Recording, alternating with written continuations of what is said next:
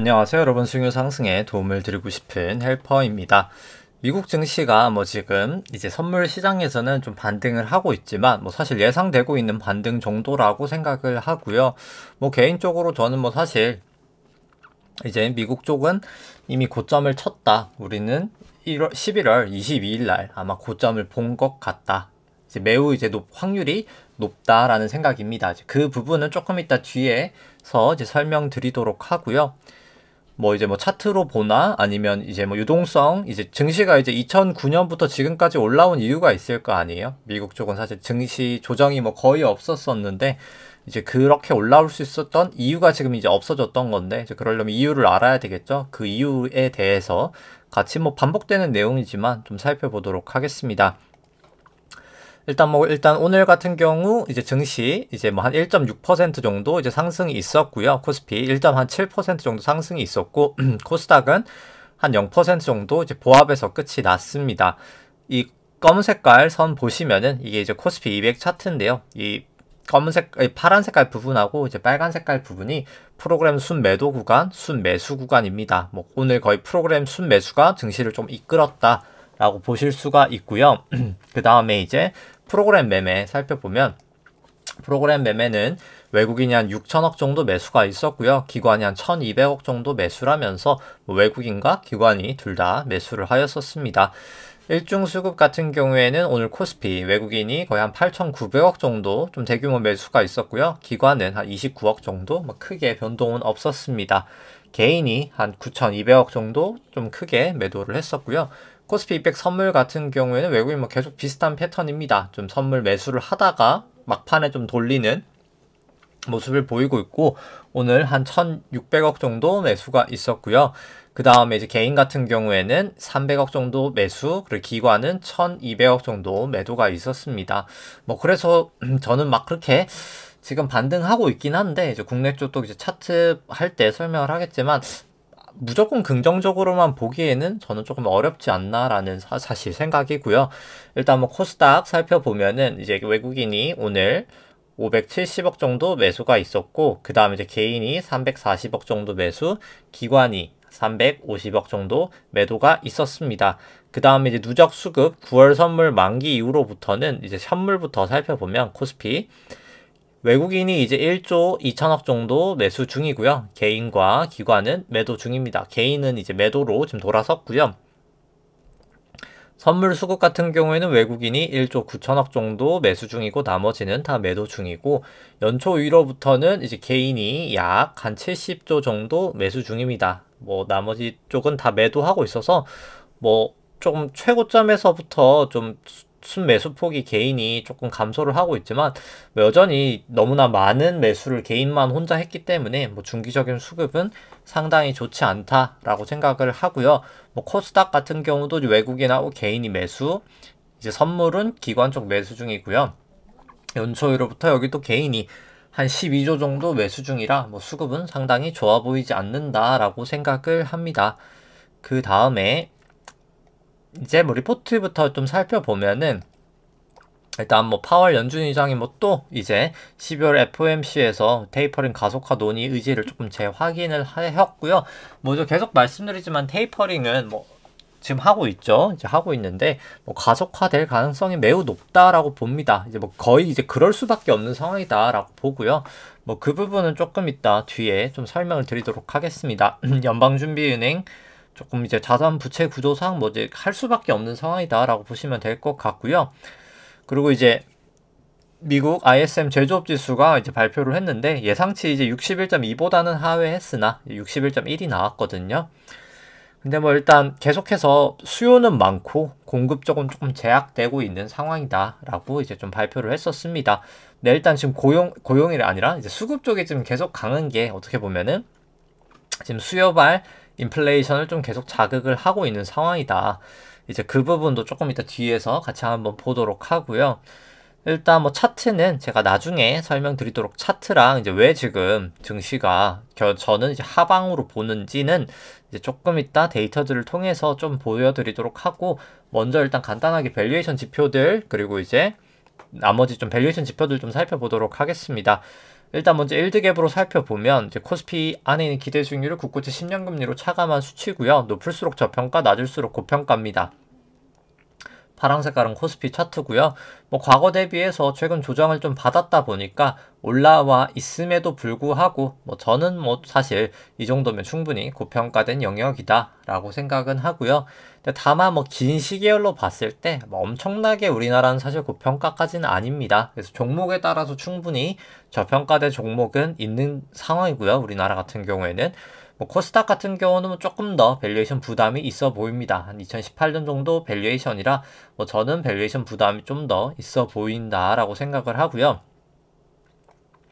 그 다음에 이제 뭐 코스피랑 코스피랑 S&P 같이 돼 있는 거 살펴보시면 뭐 원래 좀 같이 움직이다가 지금 좀 이격이 나 있고요. 뭐 미중 무역 분쟁이랑 미국의 이제 양적 완화 영향이겠죠. 이제 무제한 양적 완화의 영향인데 뭐 결국은 저는 갭 메우기를 할 거라고 보고요. 미국 쪽이 조금 더 하락을 하면서, 그러니까 미국이 하락을 하면서 이게 올라가면서 메워지리라 봅니다. 낙폭은 저는 미국 쪽이 훨씬 더 중기적으로 클 것이다 라고 생각을 하고요. 그 다음에 이제 일드갭이 아니라 이제 페드 모형으로 보면 이제 페드 모형은 국고채 금리를 차감한 게 아니라 나눈 수치고요. 금리에 이제 조금 더 민감한 모형입니다. 뭐 여기도 이제 좀 금리가 좀 빠지면서 조금 올라가고 있지만 여전히 레벨 자체가 여전히 낮은 레벨이어서 저는 충분히 조심을 하셔야 될 구간이다 라고 생각을 하고요. 그 다음에 이제 신용장고 추이 살펴보면 뭐 코스피, 코스닥 신용장고 추이 같이 한번 보시면은 뭐 코스피, 코스닥 합산 신용장고 같은 경우에는 23조 1000억 원이 되면서 3,400억 정도가 급격하게 감소가 있었습니다. 뭐 이제 반대 매매 나오는 영향도 있을 것 같고요. 아마도 좀 그런 영향이 크지 않을까. 이렇게 높은 레벨에서 빠지고 있다는 것 자체가 저는 수급 자체로는 상당히 좀 좋지 않아 보인다라고 생각을 하고요. 신용장고를 코스피 시총으로 나눈 수치도 이제 좀 빠지고 있는 상황이다. 상당히 뭐 저는 중기적으로는 참 좋아 보이지 않는다라고 계속 생각이 됩니다. 신용장고 증감 속도도 이렇게 빠질 때가 돈이 더 못 풀려서 빠진다는 거고요. 증시 자체가 그런 상황이고요. 뭐 코스닥 같은 경우는 뭐 설명을 여기는 뭐 생략하도록 하겠습니다.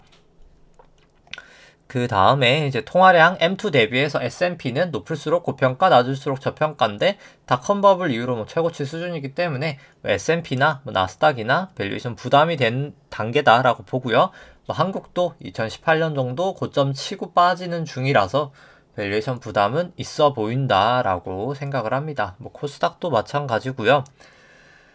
그 다음에 뭐 한국 수출액 같은 경우 어제 발표가 됐었죠. 한 600억 달러 나왔었는데요. 11월. 근데 이제 일간 한국 수출액으로 이제 영업일수가 다르잖아요. 달마다. 이제 그걸 감안을 했을 때는 최고치까지는 아니다. 월간으로는 최고치나 그렇게 보시면 될 것 같고요. 미국 ISM 제조업 지수도 약간 올라가긴 했으나 뭐 여전히 뭐 추세 자체는 내려갈 것 같다. 제조업 지수, ISM 제조업 지수는 워낙 고점 부근이어서 뭐 추세적으로 올라가기는 조금 어려워 보인다라고 생각이 되고요. 그 다음에 이제 일간 한국 수출액 대비해서 코스피 시가총액 밸류에이션은 과거 고점들 넘어갔다가 재차 하회해서 추세가 좋아 보이지 않는다라고 생각을 하고요. 글로벌 GDP 대비해서 코스피, S&P 같은 경우에는 과거 고점들 이미 넘어가 있는 상태라 추세가 무너져 있는 건 아니지만 여전히 밸류에이션 부담이 여긴 있다라고 보여집니다. 미국 하이힐드 스프레드 같은 경우에는 이제 급등을 하면서 200일 장기 이동 평균선 넘었기 때문에 이제 장기 추세 자체도 위험 선호에서 위험 회피로 돌아섰다라고 보실 수 있을 것 같고요. 중기적인 추세 같은 경우에도 이제 확실하게 너무나 크게 넘었기 때문에 중기적인 추세도 확실히 좋아 보이지 않는다라고 생각을 합니다.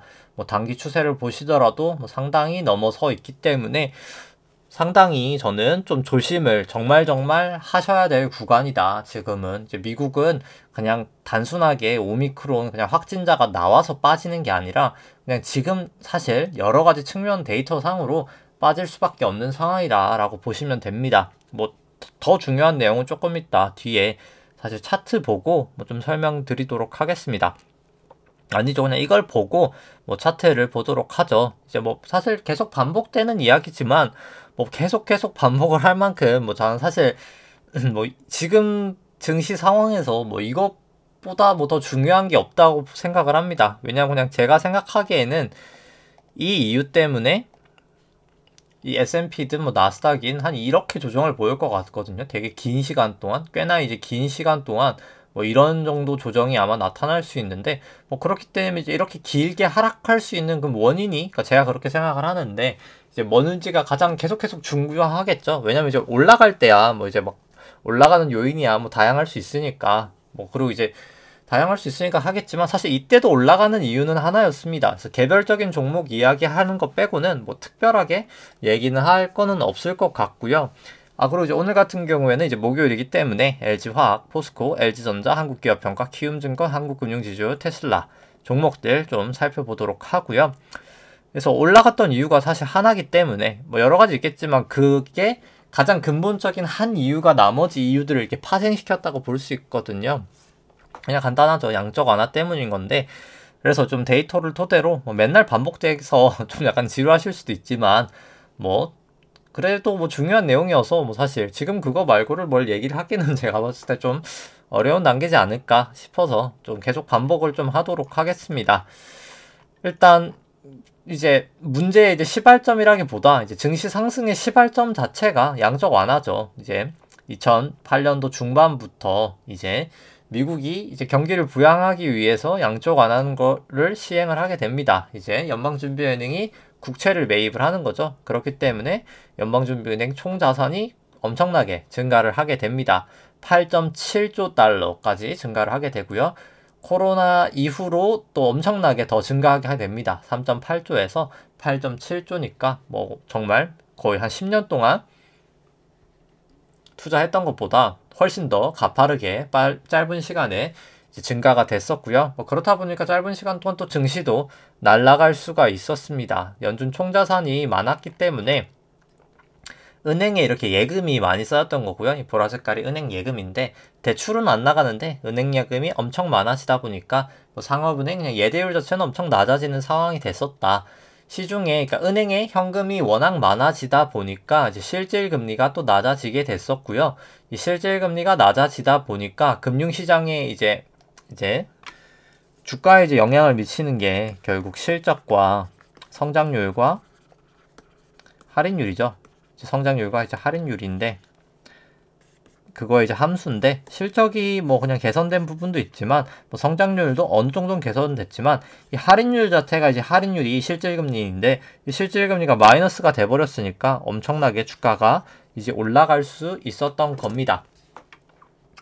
그래서 이제 보시면 실질금리가 뭐 긴 시계열로 보더라도 뭐 실질금리가 마이너스로 갔던 적은 이 1970년도 중반 이제 엄청난 인플레이션이 오던 시절, 오기 직전이죠. 오기 직전. 인플레이션 1980년도까지 매우 거세게 와서 미국이 기준금리를 20%까지 올리는 상황이 연출이 되고요. 지금도 이제 그때처럼 엄청나게 실질금리가 많이 내려가 있는 거를 보실 수가 있습니다. 2009년 이후로 양적 완화 이후로 딱 3번 정도 내려갔었고요. 뭐 그래서 증시가 이 실질금리 때문에 올라갔다라고 보시면 됩니다. 이건 이제 미국 만기별로 기대 인플레이션과 실질금리를 나타내는 거고요. 실질금리는 기대 인플레이션이 이제 낮을수록 일반적으로 높아지게 됩니다. 왜냐면 이제 실질금리는 그냥 명목금리, 그냥 저희가 아는 금리가 명목금리고요. 명목금리에서 이제 기대 인플레이션을 차감하게 되는데, 이게 BEI가 기대 인플레이션이고요. 기대 인플레이션이 이제 낮아지고 명목금리가 높아지면 실질금리는 높아지는 거죠. 이렇게 되면 증시에 안 좋은 거고요. 명목금리는 낮아지고 기대 인플레이션 높아지면 이제 실질금리는 낮아지는 건데, 지금까지가 그랬던 거죠. 2009년부터 지금까지가 양적 완화를 하면서 채권을 많이 사주니까 명목금리는 낮아질 수밖에 없었고, 그러다 보니까 이제 기대 인플레이션도 올라갈 수밖에 없었죠. 통화량 자체가 많이 증가하니까 그냥 어느 정도 인플레이션은 어느 정도 그냥 명목금리가 낮아진 정도 수준은 유지가 됐었다 보니까 실질금리는 낮아져서 이렇게 밑에 보시면은 실질금리가 이렇게 엄청나게 마이너스가 됐었었죠. 그렇기 때문에 증시가 엄청나게 랠리를 할 수 있었다라고 보시면 됩니다. 근데 중요한 거는 이 실질금리가 이제는 올라가고 있다는 겁니다. 왜냐면 테이퍼링을 하고 있으니까요. 양적 완화를 점점 줄여나가고 있고, 향후에 테이퍼링이 완료되게 되면 기준금리를 인상할 거를 뭐 누구나 다 알고 있기 때문에 대부분 사람들이 이제 실질금리는 올라가고 있다. 결국 2009년부터 증시 상승을 이끌었던 것이 조금 이제 끝이 난다. 뭐 이렇게 생각을 하시면 됩니다. 그리고 그리고 제가 좀 목이 계속 안 좋아가지고 좀 이 부분은 양해를 좀 부탁드리고요. 뭐 그 다음에 이제 뭐 IOER이나 뭐 이런 걸로 좀 설명드리는 거는 뭐 사실 좀 반복을 많이 했기 때문에 뭐 그 부분은 생략하도록 하고요. 뭔가 실제로 그냥 지금 그냥 뭐 간단하게만 설명을 드리면은 과거 같은 경우에는 그냥 이 대출금이 증가를 안 하니까 이 은행에 현금에 쌓여있는 지급준비금이 은행의 현금이거든요. 이 은행에 쌓여있는 현금이 뭐 굳이 이렇게 감소를 하지 않았던 겁니다. 근데 증가를 시키니까 연방준비은행의 부채거든요. 근데 부채랑 자산은 거의 유사해야 되겠죠. 자본만큼의 차이만 있어야 되니까. 그래서 결국 자산 양적 완화를 하려면 자산이 늘려면 부채가 늘어야 되는 건데 지급준비금이 예전에는 늘어났었습니다. 이 늘어난 역할이 지급준비금이 감당을 했었는데 경기가 좋아서 대출이 늘어나니까 이제 은행들이 그냥 예금을 안 받을래 하는 겁니다. 현금 우리 안 받을 거야. 그러니까 지급준비금이 못 늘어나죠. 못 늘어나다 보니까 뭔가는 늘어야 되겠죠. 이제 지급준비금이 못 느니까 부채가 뭔가는 늘어야 되니까 그게 이제 RRP라는 이게 증가를 하게 됐습니다. RRP는 연방준비은행이 단기자금 시장에서 그냥 돈을 빌리는 거다. 이제 채권을 담보로 이제 그냥 대출 받는 거라고 생각하시면 되고요. 근데 이제 그러면 뭐 RRP를 그럼 계속 그냥 늘리면 되는 거 아니냐라고 말씀하실 수 있을 것 같아요. 이제 왜냐면 테이퍼링을 제가 이제 빨리 하는 거는 이 RRP가 지급준비금은 떨어지는데 이 RRP를 계속 늘리지 못하기 때문에 테이퍼링을 할 수밖에 없는 거거든요. 더 빨리. 근데 이제 그러면 이제 얘기를 해주실 때 그냥 RRP 더 늘리면 되는 거 아니야? 라고 하지만 그럴 수가 없습니다. 이제 그럴 수가 없는 게 연방준비은행이 이제 RRP를 늘린다는 것 자체가 단기자금 시장에서 돈을 흡수한다는 거기 때문에 단기자금 시장에서 돈을 흡수하면 단기자금 시장 금리가 올라가는 거거든요. 이게 이제 RRP 금리라고 보시면 되는데 이게 올라갈 겁니다. 향후에 점점 RRP를 늘리면 늘릴수록. 근데 이게 기준금리의 역할을 한 이 IORB 이거를 넘어서면 안 되거든요. 이 하늘 색깔을. 근데 이제 점점 넘어설 겁니다. 과거에도 이때 한번 넘어설 뻔 했었죠. 근데 이때 이제 TGA라는 재무부 일반 개정이라는 게 돈이 시중에 풀리면서, 그러니까 재정정책한 돈이 풀리면서 이때 한번 위기를 넘겼었지만 재차 올라갈 겁니다. 이때도 한번 올라갔었고요. 단기자금에서 RRP가 점점 증가할수록 이게 올라갈 텐데 이게 여기까지 닿는 순간 기준금리를 그냥 인상을 해야만 하는 상황이 오는 겁니다. 그러니까 물론 여기가 딱 터치를 했다고 무조건 올려야 되는 건 아닌데 그러니까 실질적으로 올릴 수밖에 없는 상황이 돼버리는 거죠. 그렇기 때문에 연방준비은행은 여기까지 터치하기 전에 테이퍼링을 빨리 완료를 지어야 되는 겁니다. 왜냐면 그래야 이 기준금리를 할 텐데 테이퍼링은 끝나야 기준금리를 올릴 수 있을 테니까요. 지금 그렇기 때문에 테이퍼링은 빨리 할 수밖에 없다. RRP가 슬슬 목에 차고 있다. 금리가 올라갈 수 있는 상황이 이미 마련됐기 때문에 충분히 이제 테이퍼링은 속도가 더 빨라질 수밖에 없고 결국 그 다음에는 기준금리가 인상이 될 수밖에 없다. 뭐 이렇게 생각을 하시면 되고 이제 그렇게 되면 실질금리가 이렇게 높아지면서 증시의 할인율은 높아지고 그렇기 때문에 과거에 밸류에이션 자체가 뭐 어마어마했었죠. 미국 쪽 보시면은 뭐 특히 미국 쪽이 가장 저는 심하다라고 생각을 합니다. 이제 미국 쪽 PBR 보시면 뭐 닷컴버블 수준까지 거의 올라와 있거든요. PBR이 이렇게까지 고평가가 돼 있었으면 사실 ROE도 높아야 되는데 수익성이 높아야 되는데 뭐 수익성은 과거랑 비슷한데 PBR만 높아졌던 게 그냥 실질금리가 낮아서 할인율이 낮았기 때문이거든요. 근데 그 할인율이 높아지니까 이 레벨 자체는 유지가 될 수 없는 겁니다. 그러면 다시 돌아가야 되겠죠, 과거로. 증시가 이제 그러면 돌아갈 수밖에 없는 상황이 되리라 저는 생각을 합니다. 그렇기 때문에 2008년 중반부터 이제 기나긴 미국의 랠리는 이제 끝이 났다라고 생각을 합니다. 그래서 그냥 오늘은 뭐 한국보다 그냥 미국부터 차트를 좀 살펴보도록 하죠. 이제 S&P 같은 경우에 2009년부터 이제 새로운 파동의 시작이다라고 생각을 하고요. 여기까지가 1파, 이제 엘리어트 파동상, 여기 2파, 여기까지 3파, 여기까지 삼각형으로 4파, 그 다음에 여기까지 5파가 나왔다라고 생각을 하고요. 오빠 고점도 이제 저는 쳤다라고 봅니다. 그래서 크게 ABC로 조정은 좀 나오지 않을까 생각을 하고요. 마지막 이제 5파를 조금 더 일봉으로 자세히 살펴보면은 여기까지가 이제 1파, 2파, 3파, 4파, 여기가 이제 마지막 5라고 보고요. 마지막 5파를 또 잘게 보면은 여기까지가 1파, 여기가 2파, 여기가 3파, 여기가 4파, 여기가 마지막 5파가 나왔다라고 봅니다. 그래서 이걸 추정하기 위해서 이제 채널링이라는 걸 해보면 뭐 실제로 엘리어트 파동에서 채널링이 뭐 가장 중요하다라고 해도 과언이 아니고요. 실제로 뭐 채널링을 안 하면서 엘리어트 파동을 한다라고 하면은 좀 심각하게 사실 의심을 조금 해보셔야 되긴 합니다. 왜냐면 엘리어트 파동 이론이라는 게 생각해보면 뭐 여기에 1을 매기나 뭐 여기에 1을 그러니까 뭐 절대 법칙만 어기지 않는다고 치면은 뭐 그냥 여기까지 1 여기 2라고 해도 아무도 뭐라 할 그건 없잖아요. 절대 법칙이 어겨지진 않거든요. 근데 이제 그거가 내가 지금 맞게 가고 있는지 계속 좀 체크를 할 수 있는 게 이 채널링이기 때문에 꼭 채널링은 하셔야 된다. 안 하시면은 뭐 사실 굳이 엘리어트 파동을 볼 필요가 전혀 없다. 오히려 그거는 이제 잘못된 사실 정보를 줄 가능성이 높기 때문에 좀 오히려 그건 이제 기술적 분석 엘리어트 파동을 안 하시는 게 더 낫다라고 생각을 하고요.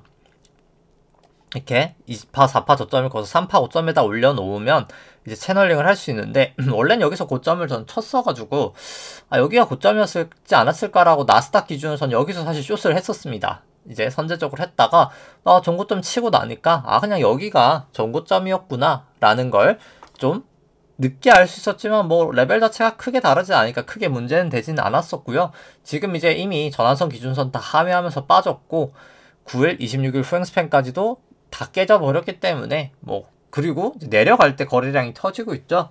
뭐 저는 이제는 뭐 명백하게 거의 여기서 우리는 고점을 이미 보았다라고 생각을 합니다. 뭐 계속해서 사실 저는 여기서 고점이라고 말씀을 드렸었고요. 네, 더 사실 명확해졌다라고 보시면 될 것 같습니다. 그리고 주가가 사실상 여기까지 이제 올라갔었는데 이미 다이버전스가 나고 있었죠. 보조지표들은. 그래서 보조지표들이 다이버전스가 나왔기 때문에 증시는 이미 사실 고점인 걸 좀 알 수 있었고 거래량까지 터지면서 이렇게 엄청나게 터지면서 빠지는 거기 때문에 미국 쪽은 정말 저는 위험해 보인다 라고 생각을 합니다. 이제 내려가고 있는 거를 조금 더 상세하게 살펴보면은 이제 여기 이제 고점을 치고 나서 내려가는 모습을 봤을 때 여기가 A파, 여기가 B파, 여기가 C파 해서 여기가 이제 큰 A파라고 이렇게 보시면 될 것 같고요. 그 다음 여기까지가 B파가 나오고 나서 여기가 C의 1, C의 2인데 C의 3이 조금 애매합니다. 여기가 C의 3이라고 하기엔 너무 짧은 것 같아서 C의 3일 가능성을 아예 0%라고 말하기에는 조금 애매하긴 합니다만 C의 3이라고 보기엔 너무 짧긴 해서 저는 아마 이게 C의 1, 2, 3, 4, 5지 않을까. 그게 이제 C의 3이고 그 다음에 4가 나오고 5가 나올 가능성이 가장 높지만 뭐 사실 내려가는 걸 좀 더 봐야 이게 1, 2, 3, 4, 5인지 1, 2, 3의 1, 3의 2, 3의 3, 3의 4, 3의 5로 빠질지를 볼 수 있지 않나. 근데 조금 움직임상 C의 3이 이렇게 약할 리는 없어서 아무래도 C의 1, 2, 3일 가능성이 높아 보인다 라고 생각을 합니다. 그래서 뭐 사실 반등 올 자리긴 했었고요. 근데 이제 중요한 건 반등이 이제 여기를 넘냐 마냐인 거겠죠. 여기를 넘어서면 1, 2, 3, 4는 안 되는 거니까요. 이제 그러면 이제 3의 1, 3의 2구나 라고 알 수 있지 않나 라고 생각을 합니다. 뭐 그래서 미국 쪽은 확실히 정말 조심을 하시는 게 필요하다라는 생각이고요. 뭐 나스닥도 뭐 과거 파동들은 다 똑같기 때문에 설명을 생략하도록 하고요. 뭐 여기도 고점을 쳤고 다이버전스 나왔기 때문에 다이버전스 거래량 터지는 상황이 나타나고 있기 때문에 뭐 여전히 좋아 보이지 않고 여기도 저항선 기준선 다 하회하고 9일 역전돼 있고 26일만 역전돼 있지 않지만 여기도 볼린저 벌어지면서 떨어지고 있는 상황이기 때문에 뭐 상당히 안 좋아 보인다라고 생각을 합니다. 뭐 차트는 거의 똑같기 때문에 뭐 설명 생략하도록 하고요. 코스피 같은 경우는 이제 코스피 200으로 살펴보도록 하겠습니다. 뭐 개인적으로 코스피 200을 보는 거를 저는 더 추천을 드리고 사실 가장 추천을 드리는 건 코스피랑 코스피 200을 둘 다 보시는 거를 추천을 드립니다. 1998년도 외환위기 저점부터 해서 우리나라 이제 닷컴 버블 때까지가 1파, 닷컴 버블 하락이 2파, 금융위기 때까지 상승이 3파, 금융위기 하락부터 지루했던 조정 장세가 4파, 그 다음 17년, 18년 상승이 5파로 이제 1, 2, 3, 4, 5파가 크게 1파로 끝이 났다라고 보고요. 그 다음 미중 무역분쟁, 코로나까지 떨어지면서 A, B, C로 큰 2파 조정도 끝이 났다라고 생각을 합니다. 그 다음에 지금까지 올라갔던 게 이제 3-1파라고 생각을 하고요. 3파의 작은 1파였다라고 보여지고, 그 다음에 이제 지금 내려가는 게 3의 2파구나 라고 생각이 됩니다. 이제 여기 저점하고 저점을 그어서 여기 고점 위에다가 올려놓으면 뭐 거의 딱 다음 부분에서 빠졌거든요. 그래서 그냥 채널 매긴 게 뭐 맞았구나 라고 생각을 좀 이제 사전적으로나 사후적 둘 다 가능했던 것 같고요. 그 다음에 이제 일봉상으로 3의 1파랑 뭐 3의 2파를 살펴보면, 뭐 3의 1파 같은 경우 여기 1파, 2파, 3파, 4파, 5파였었고, 뭐 가는 도중에 뭐 지금은 제가 이제 사후적으로 얘기하니까 이제 뭐 사후적으로 이미 다 알고 있으니까 그런 거 아니야 라고 하실 수 있지만, 뭐 제가 전에 이제 방송이 있으니까 이제 기록이 어차피 남아 있잖아요. 과거 기록들 보시면은 뭐 다 이제 거의 얼추 뭐 비슷하게 흘러갔었습니다. 뭐 그래서 저 같은 경우에 사실 여기서 코스피 같은 경우에 숏을 했었고요. 뭐 여기서 잠깐 이제 롱이지 않을까라고 이제 숏이지 않을까라고 들어갔다가 제 차 이제 이쪽에서 또 숏을 하면서 좀 내려왔었습니다. 지금 같은 경우에는 그냥 제가 미국 쪽만 숏을 하고 있고요. 그리고 이제 여기까지는 그냥 제가 롱만 들고 있었죠. 주식만 들고 있었죠. 굳이 이제 숏을 할 필요가 없는 구간이니까요. 이 구간은. 아무튼 이제 결국 여기도 3파 이제 3파의 고점들이 다 닿아서 채널은 유효했다라고 보여지고요.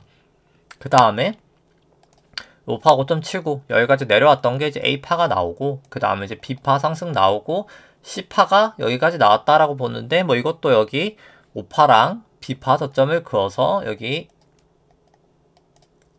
A파 저점에 올려놓으면 여기도 또 저점 딱 닿이죠. 닿였기 때문에 그냥 여기 이제 채널을 깨지고 났을 때 C가 이제 거의 끝이 날 것 같구나, 이제 C 확실히 여기가 C였구나, 뭐 둘 다 알 수 있었고, 제 차 이제 올라올 때 C가 이제 끝이 났구나 라고 알 수 있었습니다. 그래서 여기는 일단 B고요. 일단 여기는 B인데 이제 이게 A, B, C가 큰 A고 여기 이제 큰 B라고 보는데, 여기가 이제 또 4파랑 또 A파 이렇게 그어보면 채널링을 할 수 있는데요. 여기가 이제 깨지는 거면 이제 B가 시작이 끝난다는 거거든요. 이제 여기서 또 깨져가지고 C인가? 라고 생각을 하는데, 근데 조금 애매한 게 기간이 좀 짧습니다. 이 A파에 비해서 여기 B가 너무 짧긴 해서, 그럼 두 가지 가능성이 있죠. 그냥 기간이 짧을 수도 있기는 하니까 여기가 이제 B고 여기가 뭐 반등을 하더라도 뭐 C에 그냥 1, 2, 3, 4, 5다 라고 빠질 수도 있고요. 아니면 그냥 A, B, C로 A고 여기가 이제 B고 그 다음 뭐 C 정도로 올라가지 않을까. C는 1, 2, 3, 4, 5니까 요 정도까지 갔다가 빠진다인데, 근데 중요한 거는 지금은 어떻게 될지를 모릅니다. 확실하게 여기 파동 자체가 길이 이런 게 딱 말끔하게 나왔던 게 아니기 때문에. 근데 모를 때는 그냥 저는 국내 주식은 보수적으로 가는 게 맞지 않을까. 이제 미국보다는 전 나을 거라고는 봅니다만, 이제 비파는, 그러니까 설사 비파 상승이 남아있다 하더라도 이거를 뭐 그냥 상승 파동이 아니라 어차피 전고점을 넘지 못하는 상황에서 떨어질 수밖에 없는 파동일 확률이 매우 높기 때문에 무리하실 필요는 없지 않을까라는 생각입니다. 그래서 뭐 사실 뭐 저는 좀 조심하시는 거를 추천을 드리고요. 그 다음에 이제 뭐 분봉으로 보더라도 뭐 사실 좀 국내는 그렇게 깔끔하게 읽히지는 않습니다. 근데 여기서 이제 오늘 구름대에 딱 걸쳤죠. 이제 그래서 여기서 닫고 빠지면 조금 안 좋을 수 있다. 저는 이제 미국장이 좀 빠질 수 있다고 봐서 그냥 한국이 여기서 B가 끝이 났다라고 봐도 크게 문제는 없다라고 보거든요. 그래서 좀 조심하시는 게 계속해서 필요하다. 뭐 이틀간 뭐 꽤나 크게 반등이 있었지만 뭐 사실 그렇게 생각하면 빠진 거에 비해서 크게 반등한 것도 아니거든요. 그래서 계속해서 뭐 조금 더 올라가서 B는 갈 수 있겠지만 조심하는 게 필요하다라는 생각입니다. 뭐 코스피도 마찬가지고요. 뭐 코스닥 같은 경우도 마찬가지입니다. 코스닥 같은 경우도 여기 그냥 5파 5점 치고 A, B, C, A 빠지고 B 올라가고 C 빠지고 있는 중이라고 봐서 뭐 저는 여전히 조심해 하시는 게 맞다라고 봅니다. 코스닥 150도 마찬가지고요. 뭐 추세도 다 깨져 있으니까요. 이제는 정말 뭐 미련 가지실 필요는 없는 레벨이다 뭐 생각을 합니다. 뭐 그 다음 비트코인은 뭐 오늘 생략하도록 하고요. 뭐 V코스피 같은 경우에도 오늘 나름 주가 급등했음에도 불구하고 변동성도 올라 버렸거든요.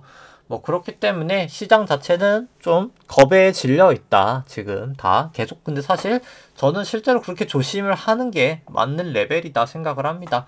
변동성도 전환선 기준선 위에 있고 9일, 26일 프랭스팬 뭐 다 호전돼 있기 때문에 정말 조심하셔야 된다. 그리고 50일, 200일 이동평균선도 이제 호전이 돼버렸죠. 골든 크로스가 나와 버렸기 때문에 정말 사실 조심하시는 게 필요하다 생각이 됩니다. 필라델피아 반도체 지수 같은 경우도 보시면은 여기 고점을 저는 쳤다라고 보고요. 뭐 결국 빠진다라고 보기 때문에 뭐 계속 조심하시는 게 필요하지 않을까 싶고요. 뭐 니케이 같은 경우도 저는 여기 5파 고점 치고 A, B, C든 아니면 1, 2, 3, 4, 5든 결국 빠진다라고 보기 때문에 뭐 계속해서 조심하시는 게 필요하다 생각이 들고, 유럽도 이제 여기서 저는 5파를 쳤다라고 봅니다. 뭐 그래서 여기가 뭐 이렇게 가든 결국 어떻게든 빠진다라고 봐서 계속해서 조심하시는 게 저는 필요하지 않나. 다시 한번 고점을 넘기지 않는 이상 계속 저는 좀 조심, 위험 관리를 하시는 게 필요하지 않나 생각이 됩니다. 뭐 항생 같은 경우에는 원래 이제 여기가 A, B, C로 빠져서 A파고 여기가 이제 B파라고 봤는데 여기도 전고점이 깨져서 우리나라랑 비슷하죠. 여기가 B가 짧게 끝이 났느냐, A, B, C로 여기가 B로 갈지는 모르겠으나 결국 올라가더라도 조심을 하자. 굳이 무리를 할 필요 없는 레벨이다. 지금 당장은 뭐 이 정도 그냥 저는 포기하는 게 오히려 수익에 더 낫지 않을까. 왜냐면 계속 빠질 수 있는 리스크도 있는 거잖아요. 뭐 무리할 필요가 없다 생각이 됩니다. 그 다음에 이제 상해 종합도 뭐 추세가 여기는 뭐 그렇게 나쁜 건 아닙니다만, 뭐 저는 중국 쪽은 지금 M1 나누기 M2도 그렇고 그냥 여러 가지 매크로 환경상 너무 안 좋다라고 보고요. 사실 지금 거의 스태그플레이션인 상황이기 때문에 중국 쪽은 그냥 좀 보수적으로 보자. 뭐 저는 좀 약간 살짝 제외시키는 게 낫지 않나 라는 생각이고요. 뭐 달러 인덱스 같은 경우에는 일단 추세 같은 경우는 MACD 빠지고 RSI 빠져서 좋지 않은 건 사실입니다. 여기는. 근데 일단 기준선 부근 위에 있어서 아직 추세가 깨진 건 아니고요. 뭐 언제든 내려갈 수는 있는데 뭐 결과적으로 미국이 기준금리를 빨리 올리는 상황이 될 수밖에 없어서 좀 중기 추세는 저는 그래도 좀 상방으로 보고 있습니다. 뭐 달러 원 같은 경우에는 기준선까지 뚫리고 구름대 거의 하단 근처 와서 좀 추세는 꺾인 게 맞다라고 생각을 하고요. 확실하게 이제 구름대 밑으로 이탈하고 26일까지 역전되면 조금 더 확실하게 하방으로 볼 수 있지 않나 생각을 합니다. 유가 같은 경우도 이 부근이 중요했었는데 상승 파동이었으면 1파라고 볼 수 있는 곳인데 깨졌죠. 깨졌기 때문에 뭐 사실 이날부터 뭐 추세는 사실 결국에는 하방이라고 보여지고요. 근데 다만 뭐 기술적인 반등 정도는 RSI 정도 봤을 때 뭐 나타날 수 있는 구간이다. 뭐 그렇게 그 정도로 생각을 합니다. 그 다음에 이제 금 같은 경우에는 뭐 단기 반등 보였지만 결국 뭐 단기 반등이 설사 여기 구름대 부근에서 보인다 하더라도 결국은 빠진다 라고 생각을 하고요. 실질금리랑 여기는 반대로 움직이기 때문에 실질금리가 한 1에서 2 정도 되기 전까지에는 금은 좀 그냥 쳐다만 보다가 실질금리 한 2 정도 되면 정말 공격적으로 좀 매수를 해도 괜찮은 자산이지 않을까 생각을 하고요. 미국채 10년물 같은 경우는 일단 고점은 쳤다라고 봅니다. 우리나라 국고채 10년이죠. 1, 2, 3, 4, 5로 고점 치고 지금 빠지고 있는 중이라고 보고요. A, B, C로 끝이 날지 A, B, C로 끝이 날지 모르겠지만 결국 일단 아직까지는 하락 추세다라고는 봅니다. 그 다음에 미국채 같은 경우에는 아직 5파 고점 못 쳤기 때문에 1, 2, 3, 4, 5를 못 쳐가지고 뭐 저는 조금 더 올라가리라 생각을 하고요. 제가 생각하는 게 틀리려면 여기가 이제 깨져야 됩니다. 이 선이 깨지면 뭔가 제가 잘못 생각하고 있구나 라고 생각할 수 있을 것 같은데 뭐 아직 깨지지 않았기 때문에 깨지기 전까지는 저는 전고점 넘는 상승이 이루어지리라 미국채 금리는 생각을 합니다. 뭐 그 다음에 이제 키스콜딩스는 뭐 약간 다른 모습을 보여주고 있긴 합니다. 좀 긍정적인 측면에서 이제 외국인 쪽에서 수급 자체가 확실히 들어오는 것 같기는 하고요. 그래서 뭐 오르는 것보다도 일단 매수 주체가 누군지는 모르겠으나 생겼다는 것 자체가 일단 좀 중요한 의미를 갖지 않나 라고 생각을 합니다. 근데 중요한 건 그럼에도 불구하고 조금 더 확실하게 일단 전환선은 좀 넘자. 일단 1차적인 목표고요. 전환선 넘고 기준선 넘고 뭐 그 다음에 이제 26일 프랭스팬까지 좀 넘어보자. 이제 그래야 이제 이 기나긴 하락이 끝이 나고 이제 오파 조정 끝이 나고 다시 한번 새롭게 상승 파동을 좀 갈 수 있지 않을까라고 생각을 하고요. 보조지표는 일단 뭐 이제는 올라가고 있긴 합니다만 뭐 일단 계속 여기서 실패를 했기 때문에 조금 더 지켜는 봐야 되겠죠. 추세상 전환선을 좀 넘자라고 생각을 하고요. 여기는 뭐 계속해서 주주환원 정책이 뭐 가장 중요하다. 뭐 사실 그게 다다라고 봐도 상관없을 만큼 이제 그런 회사라고 보시면 됩니다. 현재 주가는 14,500원 정도 되고요. 뭐 나머지 실적 전망치 이 정도다라고 했을 때 뭐 저는 사실 시간의 문제지 뭐 결국은 7만원 정도까지는 갈 수 있다라고 봅니다. 근데 이제 뭐 중요한 건 이제 대주주가 결국 그냥 상속세 납부를 해야 되거든요. 지금 빌린 것만 400억 정도 되는데 주식담보대출로 어차피 뭐 그거를 갚으려면 뭐 주가를 띄워서 물납을 하던 아니면 그거를 지분을 매각을 해서 갚던 아니 유상 감자를 하던 뭐 어떤 수단을 해서든 돈은 결국은 뺄 텐데 이제 그때까지 좀 기다리긴 해야 되겠죠. 근데 이제 그게 뭐 사실상 뭐 거의 다 오지 않았나 싶기는 해서 뭐 저는 뭐 자사주 매입을 한 것도 그렇고 뭐 거의 다 왔다라고는 생각을 합니다. 그 다음에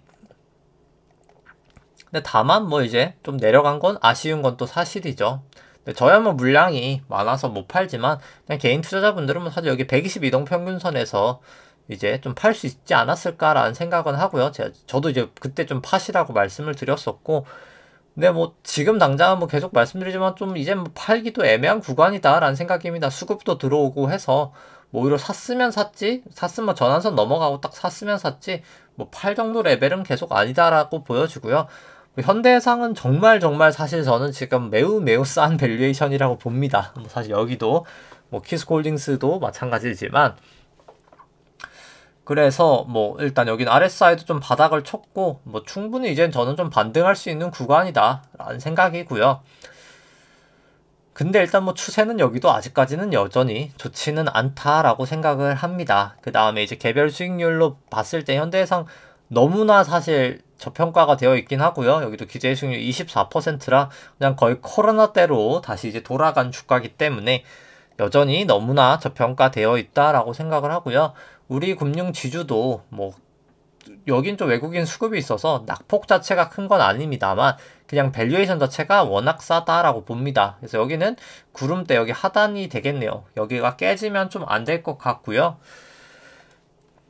여기도 이제 뭐 우리 금융 지주도 기대 수익률은 뭐 상당히 싸죠. 18.7%니까 상당히 저렴한 수준이다. 그리고 이제 실질금리 올라갈 때 결국 둘 다 수혜주기 때문에 뭐 지금 당장 좀 하락하긴 했지만 저는 중기적으로는 충분히 잘 갈 수 있다라고 보여지고요. 뭐 저 같은 경우는 좀 키스콜딩스 우리금융지주 현대해상 보유하고 저희 이제 메인 포지션은 뭐 사실 나스닥 숏이기 때문에 나스닥 선물 매도했던 거랑 이제 옵션 매도한 게 있기 때문에 뭐 저는 사실 여기 움직임보다 뭐 여기 움직임이 압도적으로 크기 때문에 오히려 이제 나스닥을 해지하기 위해서 여긴 좀 들고 있다라고 보시면 될 것 같고요. 그래서 조금 저 두 종목이 좀 빠졌던 이유가 여기가 이제 한국이거든요. 한국 쪽인데 이 초록 색깔이 이제 실질금리인데 실질금리 이렇게 올라갈 때 상승했다가 이 실질금리가 이제 내려갈 때 조금 조정을 보였던 거죠. 근데 중요한 건 결국 우리나라도 결국은 더욱 올라갈 수밖에 없다라고 보시면 됩니다. 실질금리가.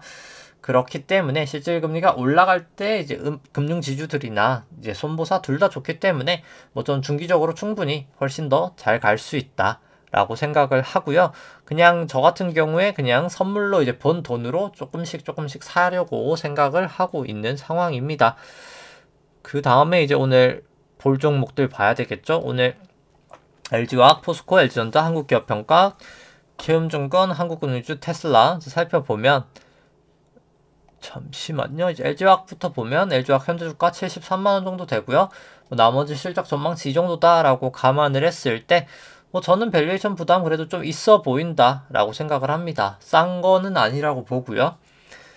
뭐 이제 FCF나 리무로 보나 좀 싸지는 않다라고 보고 LG화학 같은 경우에 근데 뭐 상대가치 평가로 봤을 때는 조금 애매하긴 하죠. 이제 최근 기준으로는 뭐 약간 싸다고 볼 수도 있지 않나? 뭐 이 정도 수준까지는 내려온 것 같습니다.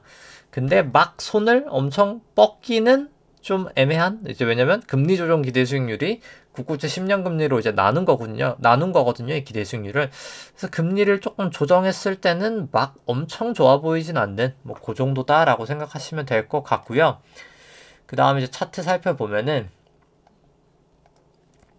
LG화학 같은 경우는 뭐 지금 뭐 그렇게 차트가 좋아 보이진 않습니다. 그래서 여기가 가장 이제 증시의 최악이다라고 뽑아보면 여기가 이제 A파고 여기가 이제 B파고 여기가 이제 C다라고 보면 가장 최악인데 뭐 여기가 A고 여기가 B고 여기가 C일지는 모르겠으나 뭐 어찌가 됐든 여기가 이렇게 올라갔다 C든 아니면 여기서 올라갔다가 C든 결국엔 중기적으로 일단 한 번 더 빠지고 올라갈 것 같습니다. 뭐 저 같은 경우에 뭐 밸류에이션도 그렇고 좀 좋아 보이진 않고요. 뭐 사실 여기 차트는 오히려 A, B, C로 보는 게 저는 더 맞지 않나. 왜냐면 200일 이동평균선까지 반등 보였다가 빠지는 걸 봤을 때는 조금 그 확률이 더 높아 보인다라는 생각이고요. 그 다음에 이제 포스코 살펴보면 현재 주가 28만원 정도 되고요. 뭐 여기 이제 뭐 또 지주 전환 또 이슈가 있죠. 나머지 실적 전망치 이 정도 나온다라고 감안을 했을 때 뭐 저는 그래도 여기도 뭐 한 210% 정도 FCF로는 상승 가능성이 있다. 저는 저평가되어 있다라고는 보고요. 포스코 같은 경우에는 뭐 상대가치 평가로 보더라도 뭐 상당히 그래도 저평가가 되어 있다라고 생각을 합니다. 그 다음에 이제 주가를 살펴보면 뭐 좀 그것 때문에 올랐죠. 이제 지주사 전환하는 것 때문에. 근데 뭐 아직 인적 분할할지 물적 분할할지는 뭐 안 나왔지만 뭐 여기는 뭐 특별히 자금 조달 목적이 아니기 때문에 꼭 물적 분할로 안 해도 뭐 크게는 상관이 없거든요. 뭐 그래서 오히려 그냥 자사주 때문에 인적 분할을 할 가능성이 저는 조금 더 있지 않나 라는 생각입니다. 뭐 그래서 여기는 이제 여기가 A, B, C로 끝이 났다라고 봐도 뭐 저는 뭐 크게 이상하진 않지 않을까 생각은 합니다. 이제 철강 쪽 섹터들 자체가 밸류에이션도 충분히 저평가가 돼 있어서 뭐 조금 다르게 움직일 수 있지 않을까. 저는 이제 지금부터는 오히려 금리가 조금 올라가고 우리나라도 그렇고 미국도 그렇고 미국도 올라가고 우리나라도 올라가고 오히려 시클리컬이 조금 괜찮고 실질 금리가 낮았을 때 수혜를 가장 받았던 테크나 이제 성장 쪽 주들이 좀 안 좋지 않을까 향후에 일단 뭐 그렇게 봅니다. 그 다음에 LG전자 보면은 현재 주가 한 12만원 정도 되고요. 나머지 실적 전망치 이 정도 나온다라고 했을 때 여기는 그래도 저는 한 85%에서 60% 정도 상승 여력이 있다라고 생각을 하고요. LG전자 같은 경우도 기대 수익률 상당히 높은 수준이어서 여기는 저평가가 되어 있다라고 저는 생각을 합니다. 뭐 충분히 좋은 회사라고 보고요. LG전자 같은 경우에는 그 다음에 여기는 좀 차트를 살펴보면 LG전자 같은 경우도 뭐 충분히 뭐 사실 A가 5 나오고 나서 여기 이제 A가 아니라 B가 아니라 그냥 올라가도 뭐 크게 이상하진 않다라고 사실 생각을 합니다. 근데 사실 안전하게 하기 위해서 그냥 기준선 정도는 넘고 사자. 기준선 정도 넘고 샀다가 기준선 하회하면 팔 생각으로 좀 들어가자. 이제 그냥 넘어서 쭉쭉 가면 좋은 거고요. 기준선 재차 하회하면 그냥 다시 한번 B하고 C 빠지는구나. 뭐 이렇게 생각을 하면 되지 않을까, 대응을 하면 되지 않을까 생각을 하고요. 한국기업평가 같은 경우 현재 주가 한 8만원 정도 되고요. 나머지 실적 전망치 이렇게 나온다라고 했을 때 그냥 거의 뭐 한 적정한 수준이다. 뭐 이렇게 생각을 합니다.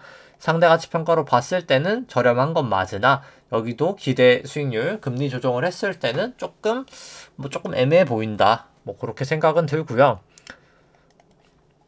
그 다음에 이제 차트 살펴보면 한국 기업 평가 같은 경우도 뭐 좀 애매하죠. 이제 여기가 5 치고 나서 A, B, C가 나올지 그냥 이제 반등이 나올지는 모르겠으나 뭐 적어도 일단 뭐 여기도 기준선이라도 좀 넘고 가보자. 아니면 가장 좋은 건 구름대라도 좀 넘고 구름대를 손절 라인으로 잡으면 되지 않을까.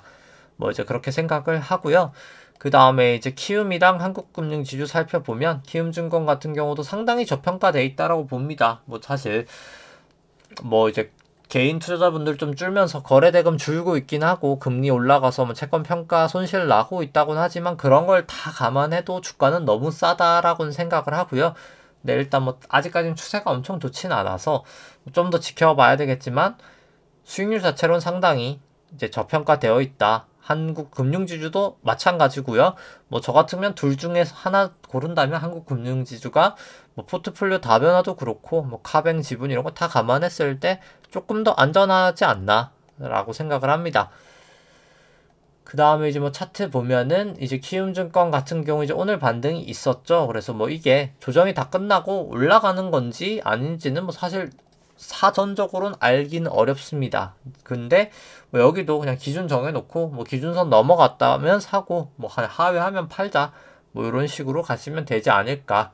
근데 뭐 아니야 나는 그냥 정말 장투를 할 거야 라고 하면 뭐 지금 사셔도 저는 충분히 괜찮은 밸류에이션이라고는 생각을 하지만 추세는 아직 완전히 돌아서진 않았다 라고 보실 수 있을 것 같습니다. 뭐 그냥 한국 금융지주도 차트 모양이 뭐 똑같아서 뭐 여기도 설명을 생략하도록 하고요. 그 다음에 이제 뭐 테슬라 같은 경우는 저 여기 5파 고점을 쳤다라고 보고요.